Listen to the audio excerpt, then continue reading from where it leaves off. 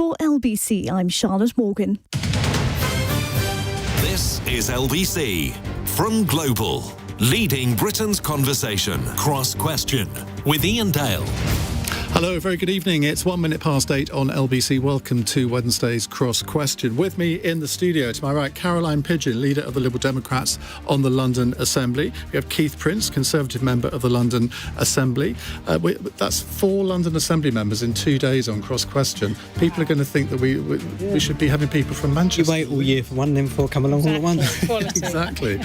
Suzanne Evans, good friend of the programme, political commentator, formerly Deputy Chairman of UKIP, and Lewis Goodall, co-presenter of the Newsagents podcast, and of course you can listen to him in this time slot every Friday on LBC. Welcome to you all. You can watch us on Global Player, and if you'd like to put a question to the panel, the lines are open 0345 6060 973.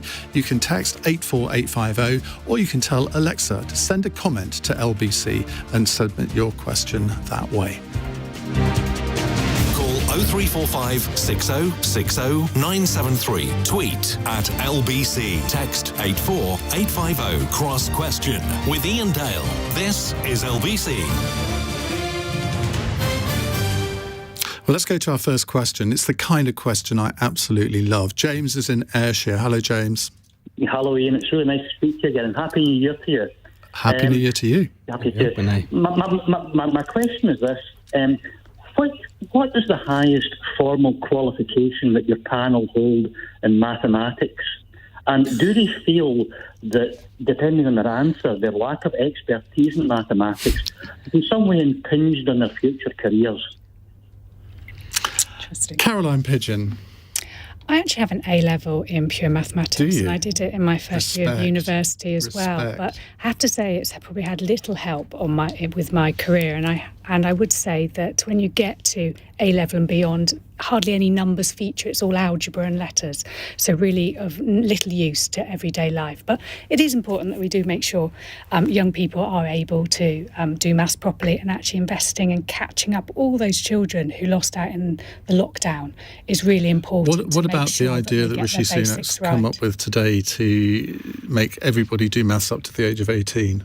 I don't think it's for everyone. I think actually the investment needs to go in early years to really help young children with numeracy and literacy. And I think at the moment you need to be putting money into primary school to help children. I have a 9-year-old. I have seen the gap they have had through the lockdowns. They've missed out in the pandemic. And that's with us trying to teach him. Well, luckily, Mummy's there to teach them. Luckily, I'm there to teach him algebra, exactly. And he does now know his timetables. But can you remember it all? Because I have to say, if you put a maths O-level paper, because of course I'm old enough to do O-levels, in front of me now, I doubt I'd get 5%. Oh, no, absolutely. You don't remember it. You learn for the exam. So I think practical maths is really important in everyday life, but actually let's support the early years and make sure children get the basics right early on. Keith Prince. Well, I've got 2 equivalent levels. I've got an O-level and a CSE grade 1. That's the same thing. Exactly, yeah. That's as high as I went. I went and did A-level economics. But yeah, I did that, and it's very mathematical, isn't it? Which I didn't realise before I started. Yeah, I enjoyed economics. I didn't. What can I say? Suzanne. Well, I'm on a par with Keith, actually. I've got a CSE grade 1, but I also did do the O-level and got a paltry B. But did I like maths? No. Was I very good at it? No. Have I ever needed it in my future career? No. I think it's been a complete waste of time. And I honestly think I learnt far more about arithmetic actually working on a market stall as my Saturday job, where we didn't have calculators, we didn't have tills, we had to do everything in our head. So I think my mental arithmetic is pretty good.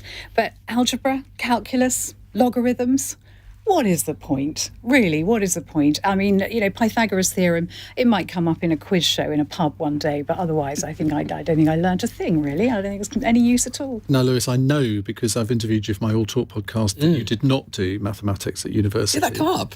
At university, right, I see. I thought you meant my earlier qualifications. No. Right, yeah. So what is your mathematical qualification? I didn't do CSE. CSE, what on earth is that? I did GCSE. You're too young, darling. You're far too young. That was my very skillful way of pointing out how much younger I am. No, I did GCSE maths. Although when I went to university, because I did sort of papers in political economy, they gave us some catch-up maths lessons for those of us who hadn't done A-level maths, which actually was really, really useful. And I sort of I do think actually there are very few journalists who really know any maths or stats in particular, and actually or can count. And actually, so it has actually, even being vaguely numerate has occasionally been quite helpful in journalism, just because actually, not speaking ill of the rest of my profession, quite a few aren't, and it sometimes becomes particularly clear, particularly in the use of sort of government statistics and all those sort of things. I mean, let's look at the politics of this, because this was, it seems to me, the only meaningful announcement in Rishi Sunak's speech today. And you think, well, if you're going to make a big New Year's speech, make it a big New Year's speech, and announcing that you want to concentrate on improving maths, I wouldn't say was the biggest thing. When people are talking about strikes, when they're talking about the problems in the NHS, the cost of living crisis, it was a bit tone deaf, wasn't it, Keith? Yeah. Well, I've got to agree with you, Ian. I mean, it's a bit late. If you're doing maths at 18, it's a bit late. As Caroline quite rightly said, early years are so important for all this stuff, and that's really where children absorb information much better in their early years. So I think that's where we should be concentrating the budgets. That's where the real work has to be done. Suzanne? Yeah, I thought the speech was really dull all round. I think you articulated very well the problems in it earlier in the programme, actually, Ian, so I won't go over that again. But I think if you want to talk about education and you want to do something different, don't try and rehash something that Michael Gove tried to do back in 2014, I think, when he said that if you didn't pass your GCSE maths, you'd have to keep going until you did, and if you did pass it, you'd have to do it for A-level. This is much the same thing, I think, but I'd like to see looking at practical subjects. So never mind maths, but what about budgeting? What about how to manage your debt? What about taxation? What about how to get a mortgage and what the implications are on interest rates? I think those would be of far more practical use to students than just pure maths. It's A-level economics, isn't it, Ian? The one you didn't get on with too well. Yeah, I got grade E. Oh my gosh. But it was the first year that my school had ever done A-level economics, so I was just grateful to have passed, frankly, and I got grade C at O-level. Although I think that was GCSE even in those days. But I was actually put down a stream in maths because I was so bad at it. Well, it hasn't held you back. No, it hasn't. I wouldn't be where I am today without grade C maths, I don't think. Right, let's take thank you very much for that, James. Let's take an allied question on Rishi Sunak's speech from Pam in Brent. Pam, hello, go ahead. Hello, good evening, Ian. Good evening, panel. The thing I mostly noticed with Rishi Sunak's speech was that he spent approximately 2 seconds on anything to do with climate change. I've also noticed in the rest of the day that almost nobody has picked up on that, no commentator and no member of the public. And I was wondering why the panel thought that was. Interesting. We have had a couple of texts and tweets pointing that out. Maybe one of them was from you. I don't know, Pam. Caroline Pidgeon, actually, it's the second time I started with you, but I'm going to do it anyway. Obviously, it's a subject close to most Lib Dem hearts, this. But when you're making a speech like this, you can't cover everything, can you? You can't, but you need to have some substance there. And actually, I think it was a mistake, him going out today with his speech leading, as we heard yesterday, that he was going to be proposing maths to 18, when actually he should have been really talking about the issues that people are talking about, Londoners are talking about, people across the country are talking about, the strikes that are affecting our everyday lives, the crisis in the NHS. That should have been the heart of it, showing leadership. What's he going to do about these issues? And actually the climate emergency, as your callers mentioned, is part of that, and perhaps could have been part of that, showing leadership, showing what he is going to do to try to tackle the issues of the day, rather than some theoretical thing in a couple of years' time. So I think it's very weak, and I think what's been noticeable over the Christmas New Year period, the absence of leadership, the absence of this government, and I think it's going to be a very tough year indeed. Lewis Goodall, the climate emergency is something that the government protests that it is dealing with, and that they've got lots of green policies, but they do come under a lot of criticism for not really either doing more or talking about it more. Yeah, I think one of the ironies about this is that many Liberals probably assumed that in many ways when Sunak took over from Johnson, that Sunak represents a sort of more liberal tint in conservatism. I mean, ironically, in all sorts of ways, you can make an argument to say Johnson is far more actually offered, at least certainly if you take green issues and climate change, for example, Johnson was more impassioned. You can make an argument about how committed he was to it, but he was definitely more impassioned about it than I think Sunak. Well, he's getting it in one ear from Kerry and the other ear from Stanley. Yeah, well, exactly. I think he genuinely believed it in a way I think Sunak is a little bit more sceptical. I think more generally on the speech, look, I think if you're being generous to Sunak, I think what you can say is that he has, since he became Prime Minister, he saw his first job as trying to stabilise things, which politically he has done. And secondly, he is trying to craft a narrative, which is to say this is a government which is doing and not just talking all of the time. He thinks if he can try and create an air of kind of quiet competence, that will translate into some electoral recovery. I think the problem, though, if you look at what he actually offered and what he was promising, he made great play about these 5 things against which he should be judged. Well, if you take each of them in turn, one is around halving inflation. Well, the OBR says that inflation is going to halve, come what may anyway, and that makes sense because we've already had the energy shock. So as long as that doesn't happen again, then inflation will by definition come down. Get the economy growing. Well, he didn't actually give a date about when that was going to be. Presumably that will be at some point before the next general election. Well, that's in 2024, long way away. Debt falling, ditto. Waiting list coming down. Well, they're so high as it is, it would be extraordinary if they were to go up even more. And small boats, this year around small boats, if you actually listen to what he said we will pass laws to deal with it rather than stop it. So, actually he was doing a whole thing about saying, well, I'm not going to be one of those politicians who comes along and promises the earth. I think actually he wasn't promising very much at all if you look at the detail of each of the pledges. Maybe that's a good thing, Keith Prince, in that maybe politicians, it's better to under-promise than over-promise. Well, I always say that. I always say... and you get re-elected. I do believe in that. I think the problem that Richie has really is that clearly, there are those who accept there is a climate crisis. The party has got green credentials. Do you not accept that? I think there's still more work to be done on that, to be honest. How much more when you've got 99% of the world's scientists agreeing that there is a crisis? You haven't actually. Oh, you have. But you just haven't. And I'll give you the evidence offline, Ian, on that. But please don't. The bottom line is that he's in a difficult position because, yes, the green agenda is important, but there are more pressing issues. And I feel the thing that I feel is it's disappointing that he didn't talk a bit more about the cost of living crisis and the fuel crisis, and that's what I'd like to have seen him to address. I think he played fairly safe. I mean, allegedly he's a safe pair of hands, so I can see why he played safe. But I'd like to have seen him be a bit more aggressive on the cost of living and fuel crisis. But I don't think, to be honest with you, if you're struggling to put food on the table, if you're struggling to pay to keep yourself warm, the green agenda isn't top of your list. You say allegedly he's a safe pair of hands. I mean, from your answers so far, it doesn't sound to me as if you're a great fan of your leader. I always support the leader, Ian, always. Did you support Liz Truss? I'd voted for her, actually. Says a lot. Suzanne Evans. I'm not in the slightest bit surprised he didn't mention climate change in his speech. So what are the 3 issues that are always top in every voter's mind? Or not every voter's... Education. Well, or the economy, the NHS and immigration. Those are also the top 3. And so he did address those in this. But, the Tories are languishing in the polls on barely scraping between 20 and 30%. He's got 18 months to turn this around. He's got to focus on those top 3. He's got to focus on the things that matter. And with the best will in the world, even those of us who do appreciate the issues around climate change and feel passionately about it, when you come to a cost of living crisis and you can't afford an expensive electric car and the price of renewable energy is just knocked into a cocked hat, frankly, by the whole energy catastrophe that we're facing, that goes way down to the bottom of the agenda. Right, we'll take more of your calls in a moment. 0345 6060 973.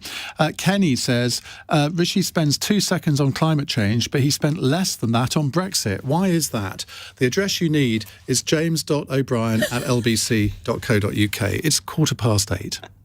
LBC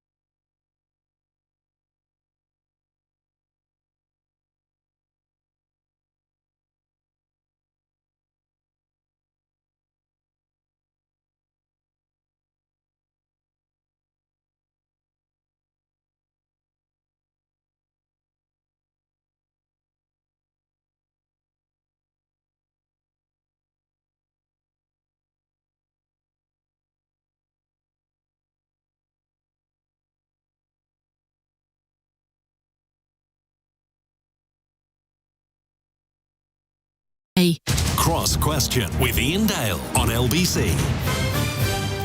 17 minutes past 8, we have the leader of the Liberal Democrats on the London Assembly, Caroline Pidgeon, with us, Suzanne Evans, former Deputy Chairman of UKIP, Lewis Goodall, co-host of the Newsagents podcast, and Keith Prince, Conservative member of the London Assembly. 0345 6060 973 is the number to call. Let's go to our next caller. It's June in Barnsley. Hi, June. Oh, it's a text. Just what I need when I don't want to cough, but I'm going to. Excuse me. Is Nadine Dorries right that this government has no mandate to rip up Boris Johnson's policies? Suzanne Evans. Well, it's interesting, isn't it? How many party political manifestos have we all seen?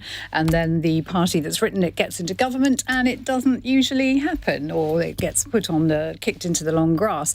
I mean, arguably, no, I think June is absolutely right. Boris Johnson's policies are the ones that people voted for. But unfortunately, Boris Johnson is gone. His own MPs wanted to get rid of him. So here we are with a whole new set of policies, and they're not ones that I particularly like, but it's what we've got, unfortunately. But she's ripping up the British Constitution, isn't she, by saying that? Because there's nothing to say that a Prime Minister can't be replaced. No, there isn't. Absolutely right. And that's why I say it's just, in a sense, it's tough luck, it's politics, it's what happens. And unfortunately, us voters just have to suck it up. Keith Prince, I imagine you rather agree with Nadine. Well, yeah, I do think that if you make a manifesto pledge, you should stick to it. But of course, those manifesto pledges were made by Boris Johnson, and he isn't the Prime Minister anymore. So it's a difficult one, but because many people will say, well, we voted for Boris Johnson for PM, and what right's the party got to elect someone else as PM? But of course, you don't actually elect the PM, you just vote for your local MP, and if enough of those are of one party, that party wins the election. But Boris Johnson was reneging on his own manifesto pledges. It was the Boris Johnson government that was increasing national insurance. They said they weren't going to do that. OK, perhaps it was partly at Sunak's behest, but it's not. I mean, Johnson was himself reneging on all sorts of elements, and they cited at the time, well, lots of change because of the pandemic and so on. Events, well, yeah, sure thing, but I mean, in that sense, this was a process which had already begun, and there's you got to remember as well. I mean, there is a lot of continuity between the Johnson and Sunak governments. I mean, yeah, there's a very big difference in terms of style and in terms of their instincts and so on. But to some extent, all of the problems that Sunak is grappling with are, to a greater or lesser extent, ones that the Johnson government was grappling with. And the fact that Sunak, as we saw today, was having to try and essentially represent change. He said, I am the change that people want to see. But ultimately, he's not only succeeding Boris Johnson, but he's succeeded Liz Truss, but also Theresa May and David Cameron. It's very, very hard. The Conservatives have been very good at self-renewing in office over the last 12 to 13 years. It's a very, very, very difficult trick to pull it off again. Caroline? Yeah, I mean, I think this government has no mandate at all, and I think. But it does. It has. It won an election. Well, yes, you. The Conservative Party won the election. They did win an election, and they have changed the leader. And when you talk to people around the world, they look at you and say, "You've just had an election." I say, "No, we've got a new leader, we've got a new prime minister, but we haven't actually had an election. We haven't actually had a say." But and I think there is a growing that does appetite. happen in other countries, you know. Yeah. I think there is a growing appetite out there, and it feels to me, when you talk to voters on the doorstep, you're out chatting to community groups, there is that feeling a bit like the build up to 1997, that people are fed up of this lot. They feel like the Conservatives feel they've got an entitlement to rule, they can do what they like in office, they've broken rules, they have behaved appallingly, and the economic crisis that we're in following the mini budget of Liz Truss, my goodness. We are suffering as a result of that, and I think people won't forgive them. And when people have got relatives being treated in the NHS, standing, queuing in corridors, being treated in corridors, people dying because the ambulances can't get to them because there aren't ambulances. All of this horror that we're experiencing at the moment, that human cost, that starts to sink in. And I really think that there's that growing momentum as we get near a general election. I think there will be that movement for change. And I hope we start to see across the country people thinking carefully which party can get the Conservatives out. Why is it, though, that your party is making absolutely no impact in the opinion polls? Well, we are in our target seats, doing very well. We have won 3 by-elections with huge swings in recent years. We don't get the airtime, as you know. I'm delighted to be here this evening chatting on behalf of my party. But it is challenging. That's it is lame challenging. Excuse, to be no, it's not. We don't get the same airtime. But yeah, we need to be doing better and getting our message out. Labour Party's got to improve as well if they're to show that they're credible. But why is everything going to the Labour Party? All of the ex-Tory votes don't seem to be going to you. You've been on 8, 9, 10% all the way through this Parliament. You would expect now for you to be picking up votes to, I mean, OK, even if you don't get to the giddy heights of sort of 20, 22%, which you have done in the past, you would expect you to be sort of 12 to 15% at least, and you're not. Yeah. And you can't explain that by lack of airtime. No, I can't explain that. But what I would say is in the seats where we are fighting Conservatives very hard, we are doing well. And if you go into those seats, you'll start to see Lib Dems gaining. And you've seen the 3 by-elections we've had, parliamentary by-elections, where we have won seats with huge swings from the Conservatives. There is that feeling on the ground of non-Conservative voters saying, I've had enough. I have to use this voting system to vote for the party. Because all of the efforts are But I think you will also start to see that, and that trading of votes of different parts of the country, people saying, actually, I'm here, I don't want the Conservatives. Labour are the best people in this seat, but that place, actually, there's a Lib Dem, and people trade votes. And that's what happened successfully in 97. Suzanne Evans, the Reform Party, led by Richard Tice, with presumably Nigel Farage pulling the strings in the background, your old friend. My old friend. In inverted commas. They've announced today they are going to stand against every Conservative. Yeah. They say that's a guarantee. Now, that could be electorally significant, couldn't it? Yes, it absolutely could. I mean, as I said earlier, the Tories are doing very badly in the polls anyway, although, as I always say, Ian, there's only one poll that matters, and that's the one actually on the election day when people tick the box on their ballot paper. It was interesting because I watched Richard Tice's speech today, or most of it anyway, and I thought his policies are great. I agree with most of what he said, but I'm not really sure he's got the va-va-voom or the charisma to actually be able to take Reform Party forward. When Nigel Farage was the leader of UKIP and snapping at the Conservatives' heels, he had a huge following. Like him or loathe him, and most people fall into one or other of those camps, he was a man who could affect change. And of course, he also had Brexit. He also had this absolute commitment to Brexit that swept up half the country. Richard Tice is in a very different situation. I do find it interesting that smaller parties are not picking up more votes, including the Lib Dems and Reform. I think by-elections are a very, very different issue. I will say on this programme, I voted Lib Dem in one of those by-elections. I voted Lib Dem in North Shropshire, where I now live. Down with a feather. I know, surprised me as well. But I felt, that the Conservatives... So there must have been about a dozen candidates to choose from. There were, but I voted for Helen Morgan. There was a Reform candidate as well. There was a Reform candidate, but I voted for Helen Morgan. So all these UKIP people were always a bit suspicious of you. They were right, weren't they? No, absolutely not. But, whether I'll do the same in the general election or not, I'll be honest, I don't know. I mean, part of my logic for voting for Helen was because the Lib Dems were one of the few people that were standing against ongoing lockdown policies, and I felt very strongly that we'd had enough of that, and that was why. But yeah, the Tories have got a hell of a lot to. I totally agree with Caroline. It does feel like 1997. It does feel like the Tories have become complacent. It does feel like they have an entitlement that they need a bit of a kicking to actually perhaps come back stronger next time. I'm tempted to ask you, Lewis, if it feels like 1997, but you would have been, 4 years older? I was the grand old age of 8, as a matter of fact. I do remember it. It was my first election that I remember, as a matter of fact. Although, actually, not the first political event I remember. That was the 1996 budget. Oh, my goodness. No, but I remember that just because it happened to be on CITV and it replaced CITV that day. But that piqued my interest. Here we are now. Are we returning to two-party politics, do you think, now? Or, I won't say permanently, but it does seem to be that smaller parties, partly because of, I'll say before Caroline does, our electoral system, are finding it much more difficult to break through now. Yeah, possibly. I mean, obviously, in the post-Brexit period, we did see this strange restoration of two-party politics in particular. That said, I think that what Caroline said is right, is that we have seen, we've got ample electoral evidence for this now, both in local elections and by-elections, highly efficient redistribution of non-Conservative votes to wherever the non-Conservative candidate is best placed. And although, Suzanne's absolutely right, by-elections are one thing, as I say, that is supported by 2 rounds of local elections. Now we've even seen it in Scotland and Wales as well. And although the kind of clarion call of tactical voting is always something, I mean, everyone always talks about it every election, never seems to quite ever materialise. Every now and again it does, and 1997 was an example of that, and it is entirely plausible and credible that we are heading for a similar sort of moment. So even though there may not be great love for smaller parties, it might be that they end up scoring reasonably well, partly as a result of simply not being the Conservative candidate in any given place. Let's bring John in Bristol into the conversation. John, what would you like to say? Oh, hello. Hi. Yes, hi. Yes, given that the Conservatives have done such a great job in governing the country in the last 13 years, what more do they need to do to win the next general election? Are you being sarcastic?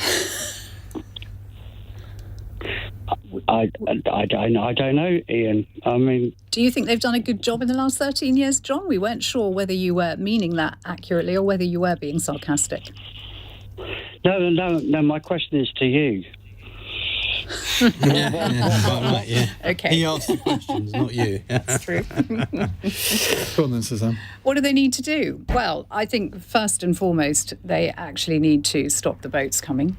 I'm not sure if they're going to do that. Does that really I think it is affect a people's votes massively? I think it does. I think it's a massive issue. Immigration is always a massive issue, and it's I can see so that it might out be in of Dover control now. Nearly 46,000 people coming over in boats. We don't know who they are. We don't know whether they've got criminal records. We don't know whether they have any legal claim to asylum. We often don't know where they're even from. I think that's a big issue. I think if the Tories don't want to win the election, I think they should just keep on doing the same thing that they've already been doing, talking about stopping the votes but not actually doing it, raising taxes, demoralising business, failing to challenge wokery in the civil service and the public sector. So the question is, what do we need to do to win the next election? Well, I think in some respects Richie is doing that. Richie is steadying the ship, but I think what we have to do is we have to regain people's trust, actually. I think we have to prove that we can be trusted to deal with the economy, with the issues that are troubling people at the moment, sort out the NHS. But more important than all of that, we need to keep our promises. We need to do what we say we're going to do. The problem is that's not been done in the last 12 years. There's been endless promises and they've not been delivered. Well, we've delivered on a lot of stuff over the last 12 years, actually. We've delivered on Brexit. Sort of. We've still got the issue of Northern Ireland. Brexit has not been taken advantage of. We've got Brexit, but we're not really using it to our advantage.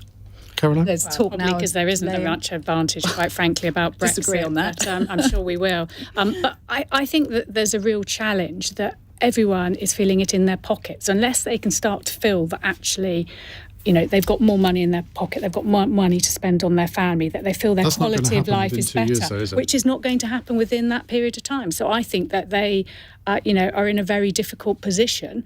The other parties have got to show, including mine, what our record is and what we're going to be putting forward. And I don't think, the issue about, sorting out those coming over by boats, I actually think we need to move to a really much more mature conversation about some of these very serious issues. These are people fleeing persecution from all around the world who have suffered things that we cannot imagine. And 98% of those who arrive in small boats claim asylum, and only a very small number are refused because they're genuine asylum seekers, and they're coming from places like Afghanistan, they're Kurds, they're people coming from Syria. We need to actually modernise our refugee and asylum system. A quarter of them are coming from Albania. And we need to, there is an issue around Albania, which, we need to tackle those gangs and so on. But actually, we've always been a compassionate country. We've always welcomed refugees and asylum seekers. Our wealth and Great Britain has been built on that. And I really we take wish far fewer per we could head change than that. Comparable European countries. Yeah, I think think we really need to change the narrative on things like that. And as I've sort of listened to different programmes over the Christmas and New Year period, actually people want compassion. They want people to be genuinely human and treat people as human beings. And I really hope that we start to see that sort of message coming from this government rather than playing to that sort of worry and concern and sort of extremist ideology. Also, to link it back to that first question we had about climate change, I mean, if we think we've got a refugee problem now, I mean, you want to see where we're going to be in 10 or 20 or 30 years if the forecast in terms of what's going to happen in huge parts of the world and climate change are borne out. Because we will see huge migratory flows from all over the world to places which are going to be less affected, which, by the way, includes the UK. So sometimes with this debate around refugees, it's almost as if we seem to think our debate seems to think we can just stick our head in the sand as opposed to and try and avoid all of the global problems which exist. Frankly, we just cannot. Just before we go to the news, quick one for you, Keith. Brandon says, can you name one public service which has improved over the last 12 years? Well, I would say actually across the country we are doing a lot better on policing, actually. I think that's improving. We're now investing in 20,000 new police officers. To replace the 20,000 that were cut. You're splitting hairs. No, I'm not splitting hairs. I'm giving you the facts. Neither of us got any either. There was a report in the Daily Express today that 9 British police officers every day are looking for jobs in Australia. I don't think the police think you're doing a terribly good job, if that's anything to go by. 1 in 4 paramedics want to leave the service as well over the course of the next year. Can you top that one, Caroline? Well, so most of our police services are in special measures, quite frankly, up and down the country. And the recent scandals in the Met Police. Most. Well, no. There's a handful that are in special measures. That's not most. I mean, you wouldn't want to exaggerate. A lot. Okay, I'm exaggerating, but there are huge issues in our police service up and down the country. Exactly. Right, let's move on. We're going to come to more of your questions in a moment. 0345 6060 973. Let's get the latest news headlines on LBC from Charlotte Morgan. It's 8:33.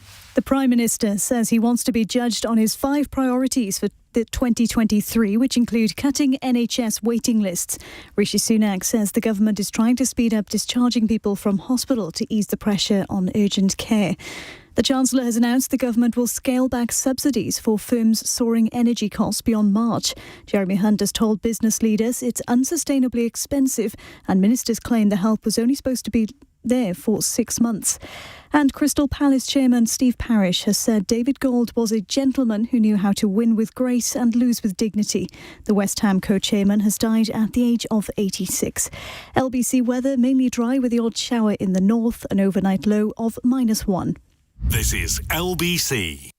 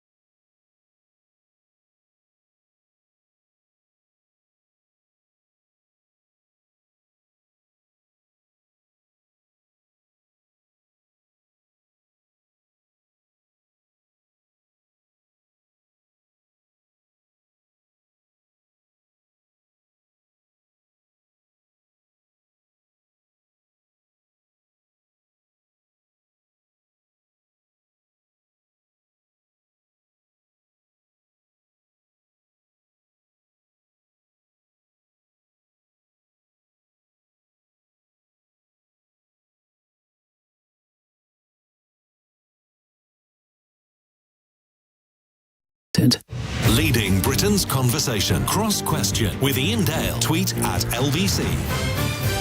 8:36 is the time on LBC. You're listening to Wednesday's Cross Question, or watching, hopefully, on Global Player.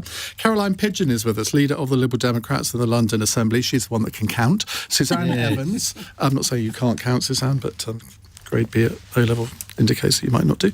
Former Deputy Chairman of UKIP. What are you up to now? Because you were ubiquitous on the radio and TV during all of the Brexit years. Do you miss all of that? Not really. I'm faded into insecurity now, but no, I don't miss it really. It was great to do it, but it was a lot of pressure.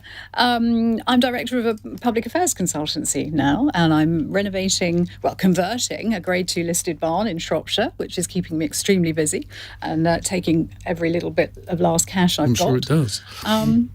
That's keeping me going at the moment. And Lewis Goodall is here, co-presenter of the News Agents. Now, this podcast is doing terrifically well, isn't it? I'm not just saying that because it's a global podcast. So it must be all right. It's fabulous. It's absolutely fabulous, yes. Why is it fabulous? Because there's a great dynamic. They go into detail on an issue that you can't on a show like this. You've got to cover lots of issues, and they get different people on. I say it's different to this, and it's a very enjoyable half hour on my commute to City Hall, because I now have a long commute to City Hall in East There's another London. podcast called For the Many, which you might like to dabble into. We are just in your shadow. I will try that now. There you go. It's a new one. And Keith Prince is here, Conservative member of the London Assembly. We had Sean Barry and Emma Best on last night, and they seemed to be quite friendly, and they said they actually work together quite well. Is it different in the London Assembly? Is it much more collegiate than Parliament? It does tend to be, but Caroline and I are very good friends, aren't we, Caroline? Yeah. Caroline was a fantastic chair of transport, and I was her deputy. Enough, let's go to another question. Right, it's a text question from Andrew in Sheffield.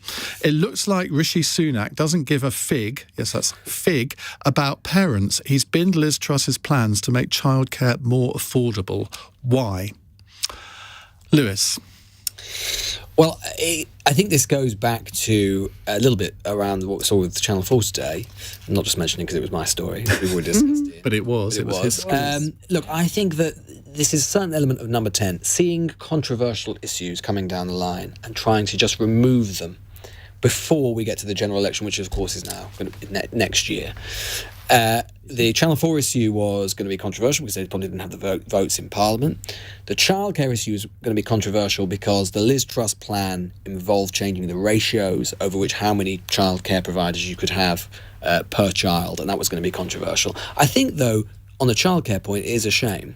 It's a shame that we're not thinking about how we're going to reform this sector, because it is completely broken. In many ways, it is a lot like social care. It has a lot of the hallmarks of social care. Lots and lots of providers, many of which simply can't provide the demand and certainly not the cost which is affordable. And it's not just an issue around fairness and equity, particularly for women who very, very often end up shouldering unfairly a lot of the burden on this, but it's also an economic one.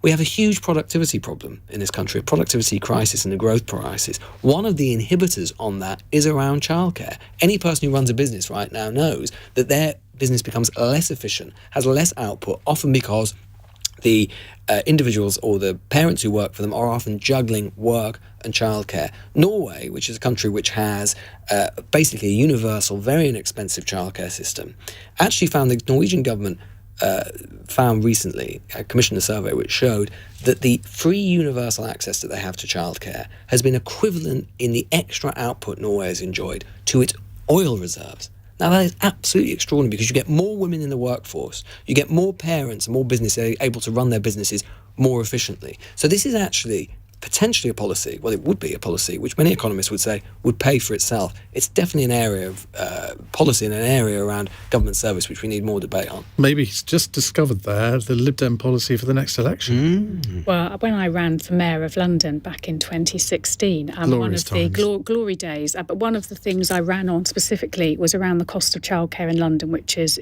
greater than elsewhere. And there's a huge brain drain, particularly of women. 10% fewer women return to work in London than in other regions because the cost of childcare is just so prohibitive. £500 a week. You're working hours. You're working just to pay for the childcare. Nothing left over at the end. How can it be that expensive? I mean, if you think about it, if you say you have 30 kids and they're being charged £100 a day, That's £3,000 a day, so £15,000 a week. How can it possibly cost that amount? Well, Liz Truss would say it was partly about the ratios. So that's why she wanted to tinker with it. I would argue also it's partly because it is so heavily subsidised by government. I think when you start to put government subsidies into anything, people think, oh, well, Mrs. Jones and Mr. Jones are getting X amount from the government, therefore we can put our prices up. It's only subsidised for the government, but for the government for people but it's only subsidised for people with a certain income. It's not subsidised for most people. You get a certain number of free hours I think everybody gets a certain when number the of child free gets hours. to be over 2.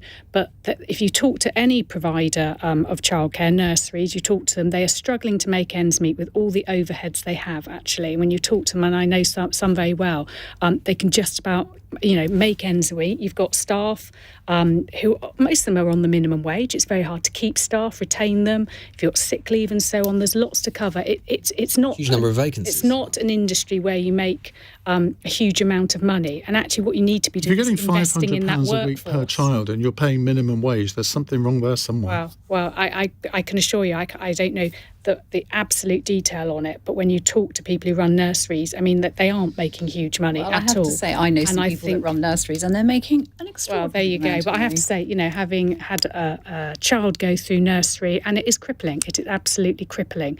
And if you have several children, you really are just juggling, trying to work out whether you can afford to work, or juggling several jobs, and it's a huge pressure.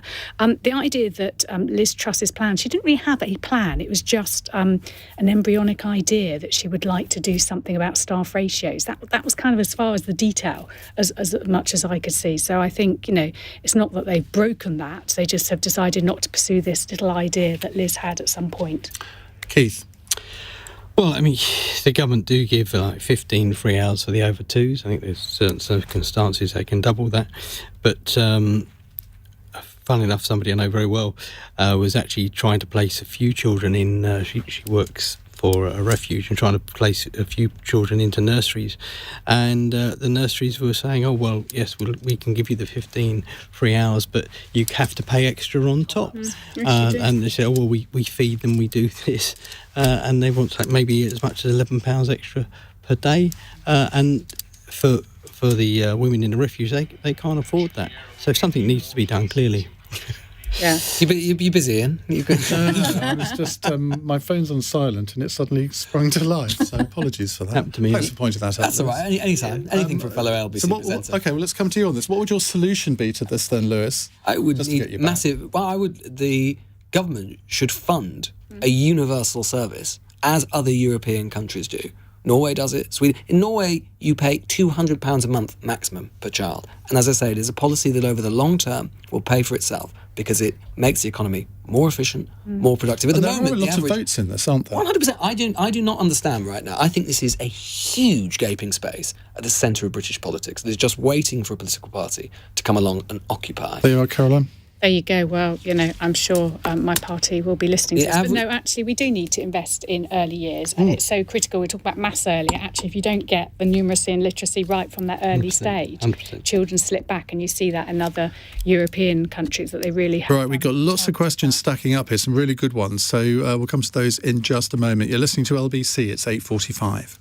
LBC, Nick Ferrari at breakfast. You can't send Christmas cards. You can't go to work. Grandma's going to be dumped at a hospital on a trolley as the ambulance takes off. Oh, and we've got the migrant crisis with a record number, a world record number. And Rishi Sunak, the Prime Minister, will emerge today to say that maths is at the heart of his vision for Britain. Well, it might help if those dolts Liz Truss and Kwesi Kwarteng knew a bit more about maths in the September, October of last year and landed us in the crisis. Nick Ferrari at breakfast. Back tomorrow morning from 7. Listen on your radio and on Global Player, LBC.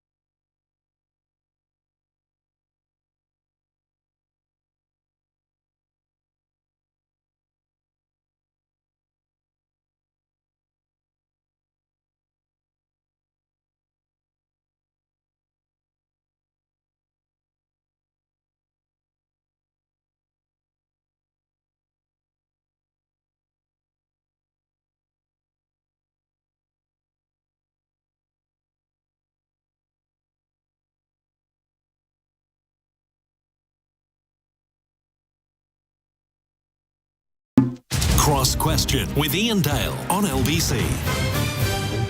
Caroline Pidgeon, Suzanne Evans, Lewis Goodall and Keith Prince with us answering your questions. Let's go to Matt in Edinburgh. Hello, Matt. Yeah, look, just going back to the thing about arithmetic and spelling. Do we have to? You know what I mean? I mean, it's a very important. I mean, the Scots seem to have got that basically right with John Knox. It was like, you had to sort of be able to read the Bible. Yeah, that was kind of what was going on. I'll take your word for that. What's your question, Matt? Numbers in the Bible. Well, I don't know how many numbers are in the Bible. Lots of pages. What's your question, Matt? I don't really have a question. I'm just making a statement. Well, what's the point of phoning in then? Well, I'm obviously think of one, Matt. Joy. You know what I mean? Well, do you have a question or not? Because if not, I'll move on to somebody else. All right. Well, okay. Why is England full of English public school people? What? Why is England full of public school people? Scots have public schools as well, of course. Yeah, I mean, have you heard of Fettes School? Oh, yeah. Gordonston. I mean, it's not just England. No, what have you got against the English, Matt? Well, no, that's Nicky Campbell and all that, isn't it? He's on another different radio station. I think we'll just move on, shall we? There's always one, and Matt is it. Jonathan is in Moortham Forest. Hello, Jonathan. Have you got a sensible question for us? Yes, I do, I hope. I'm just wondering what would it take for Parliament to remove any remaining titles from those two in America? All titles. Joe Biden, you mean? Him as well. Biden and Trump. You mean Prince Harry and, is he still called Prince? The Duke of Sussex and the Duchess of Sussex. Let's give them their royal titles. Keith Prince. Well, I believe that titles are conferred on them by the King. So I don't think Parliament needs to get involved. I think this is in the behest of the King. To be fair, I think King Charles is trying very, very hard to smooth things over. I think that Harry is on some kind of suicide mission. I really do not understand why he's behaving the way that he is. I just don't get it at all. Well, they clearly feel that they've been wronged and they want a public admission from Charles or William that wrong has been done, and that's the only way that there's ever going to be a reconciliation. But surely, if you're dealing with your family, you do it behind closed doors, don't you? If he thinks someone's been wronged, or if you think someone's been rude to his wife, then you go. If it's Charles or his brother, you go up and say, look, that's bang out of order, and things can be smoothed over much better. Doing your dirty washing in public never works, and it makes it very difficult. Very difficult for how can the King publicly discuss his family? It just doesn't work. I just think Harry just has lost the plot, frankly. Caroline? Yeah, I mean, the royal family are not the Kardashians, quite frankly. And, Harry might be over there with Meghan and making money out of this. Do it behind closed doors. Every family has fallings out and, they make up at some point. He ought to be doing that. But also the media are so obsessed by them and so obsessed over Meghan and her race and what that means, what it doesn't mean. Let's compare her to Kate. Why don't we just let them get on with whatever they want to do with their lives? Kate and William can do their good work they're doing. The King can do his, and Harry and Meghan can make their new life in America. Let's stop being so obsessed by it. Far more important things in the world. Sorry, just come back. I mean, the really disappointing thing is that Harry, before he met Meghan, and I'm not making any allegations, but he was doing some really good stuff like the Invictus Games, and he was actually making a really good contribution. And around mental health. Yeah, and lots of stuff. And I just feel it's such a shame that he's just lost the plot. Suzanne? It is a great shame. I really feel for the royal family, actually, and for Harry and Meghan, who obviously feel they've been wronged, and they make their own argument for that. But I think, well, first of all, to answer Jonathan's question, it's not in Parliament's gift to be able to remove their royal titles. Well, they could pass an act of Parliament. Oh, gosh. Well, if you really wanted to make Harry and Meghan feel like victims, that would the way and prove them right. I think that would be the way to go, wouldn't it? But I don't think they need to be made to feel like that. They do already, but for them to prove it to perhaps the rest of the world. But King Charles is caught between the devil and the deep blue sea here. But I think even if he did decide to remove their titles, and I don't think he will, I'm no expert in royal protocol, but when would they then just not become Prince Harry and Princess Meghan? I think they would still have some titles, and perhaps she'd prefer to be a princess than a duchess. Who knows? That's why she married him. Lewis. I don't care really, and I'm far more interested in whether Kevin McCarthy becomes House Speaker than rather than... look, I mean, I suppose the only thing I would say is that, look, I think that... it is... the thing that I find fascinating about the Harry and Meghan thing is the extent to which everyone wants to make them angels or demons. You know, they've become a sort of element of the culture war. To some extent, they've made themselves that. But, you know, they get, you know, you're either sort of William and... if you're a paper, you're either a William and Kate person or you're a Harry and Meghan person. It seems to me that it's entirely possible that sometimes they can be quite annoying. And I've watched the Harry and Meghan documentary, and sometimes they can be a little annoying. But sometimes also, it's perfectly possible they could have some quite reasonable points. I think so. I've watched all six, and I agree. I mean, I think it is. I think you could make an argument. It is a bit disappointing that as an institution, the royal family wasn't able to find a way, given the renewal that she did represent in so many ways, and that real moment of change, that they weren't able to find a way to make this work. And I'm sure there was fault on probably every side in that. Well, I did spend 6 hours of my 17 days off watching the Netflix documentary, feeling slightly dirty for having done so. But I'll be completely honest and say that I slightly warmed to them, or felt sort of... I understood them, I think, a little bit better at the end of it. And although there were lots of things they said in that I didn't agree with, I probably understood better where they were coming from. There's no doubt she's been treated appallingly by... I mean, the press intrusion... There's no doubt. It's appalling. Nobody can deal with that.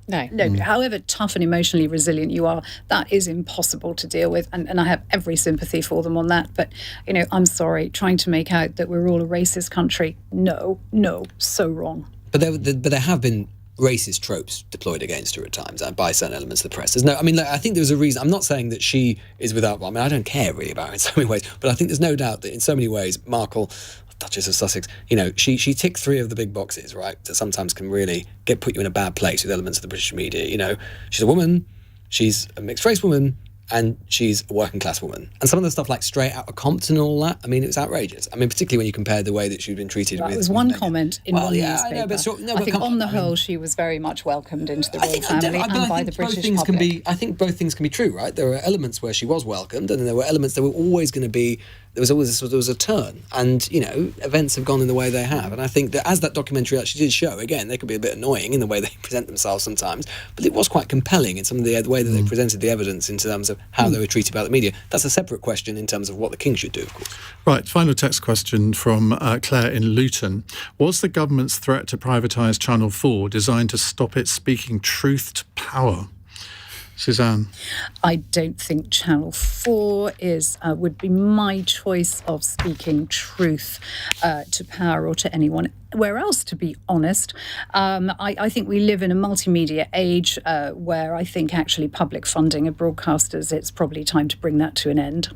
It's not public. Including the BBC? Including the BBC. Yeah, I used to be a strong defender of the licence fee, but I really just think in this changing multimedia landscape that we have now, I'm not really convinced it's justifiable anymore. It would be like the Ravens leaving the tower for the BBC not to at least be in part publicly funded, hopefully surely. nobody would die as a consequence of that, which I think is what's supposed to happen, isn't it, if the Ravens leave the tower? But no, I think... I think... I also have changing feelings about the BBC, I'll be honest. I think it used to be a really powerful public service broadcaster. I'm not sure it does anymore accurately reflect the opinions of modern Britain. Lewis, well, you spent some years working at the BBC. I mean, obviously the question's about Channel 4, but if you put the two together... Well, I think they're slightly separate in the sense that, there's always going to be questions about the licence fee, in the sense that, you know, it was something that was designed a century ago. And, you know, I think anyone, I think even advocates of the BBC would say, you know, it's absolutely legitimate that every 10 years is checked and renewed and considered. Channel 4 is slightly different in the sense that it's not publicly funded, it's publicly owned, but it's not publicly funded. It pays for itself. So there was always a question mark about the extent to which, you know, why the government said it needed to raise capital and needed to be put into potentially the hands of a private buyer when, you know, it is, at the moment anyway, self-sustaining. These were quite separate questions. But look, I mean, I think that clearly there have been huge changes in the media market. They're going to continue to be so. And the BBC is going to be the big one. But I think that what's interesting politically is it's clear that Sunak, as we've already discussed, wanted to retreat from this potential problem coming down the tracks. Didn't talk, you know, we don't know what their policy is going to be on the BBC, but it seems unlikely that they're going to have such a pugnacious attitude as the Johnson government did. 30 seconds each, Keith. Well, I think the BBC is too big. I think it's... Questions about Channel 4. Well, Channel 4... I think Sunak's got more important things to worry about right now, frankly. I thought it was a rash and sort of desperate sort of scrabbling round for an idea for a government that's well and truly out of ideas. And I'm glad that it's, there's been a U-turn on this. And but you can't afford for different government ministers to come in with their latest crazy idea and for public money to be spent on that. We need to get the basics right in getting our public services one-word answer delivered. for this final text question from Jonathan in Norwich. Maths is naff. Everybody knows it. What was your panel's favourite subject at school? Keith? Maths. Caroline? Geography.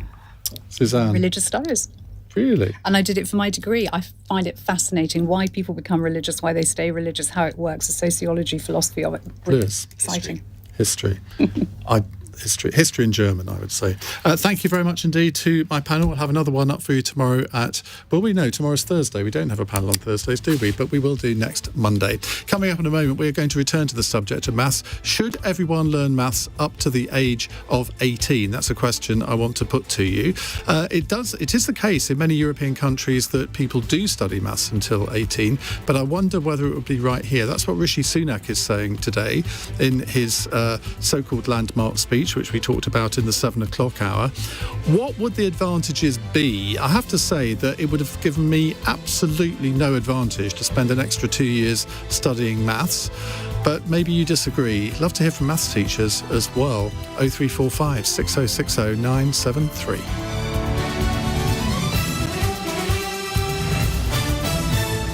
On your radio, on Global Player, and Play LBC. leading Britain's conversation. This is LBC. From Global's newsroom at 9 o'clock, Rishi Sunak's promising to cut waiting lists in one of 5 visions for his premiership. He says he wants a health service where patients are in control with as much choice as possible. The Prime Minister